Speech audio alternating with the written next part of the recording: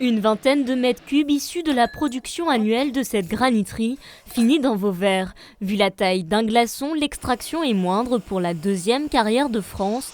Mais l'originalité du produit ne déplaît pas aux fournisseurs de cette matière première. Ah oui, je pense qu'il y a la couleur et puis on s'aperçoit que finalement avec le granit on peut faire beaucoup de choses. On n'est pas vraiment cantonné que dans des secteurs particuliers et ça donne une bonne image au niveau du granit breton, donc c'est toujours très très intéressant, quoi. Un bleu unique au monde, si l'esthétique rend le granit de l'An-et-Lain d'autant plus attractif aux yeux de la dirigeante d'On The Rocks, son choix s'est d'abord porté sur la Bretagne pour sa traçabilité et ses caractéristiques physiques.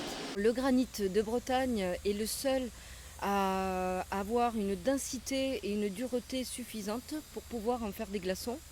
C'est très important au niveau de la découpe, au niveau du façonnage de la pierre, parce qu'on travaille une unité qui est très petite.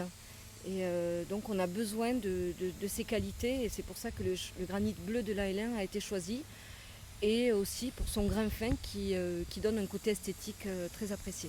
Un granit également choisi pour sa compatibilité alimentaire. Chaque bloc perdra environ 30% de sa masse lors de sa transformation avant d'être revendu soit directement sur Internet ou chez un caviste comme ici au cave du granit bleu. Le fait qu'il n'y a pas de relâché d'eau, quand vous mettez un glaçon, vous avez évidemment cette eau qui va fondre et qui va faire monter, pas monter le niveau puisque ça n'est pas possible, mais qui va ajouter de l'eau au produit et donc changer le goût forcément, il va diluer, il y a une dilution qu'avec le granit qui est absolument insoluble, Dieu merci, il n'y a aucun ajout de matière liquide, aucune dilution du whisky en question, malgré qu'il soit très bien réfrigéré.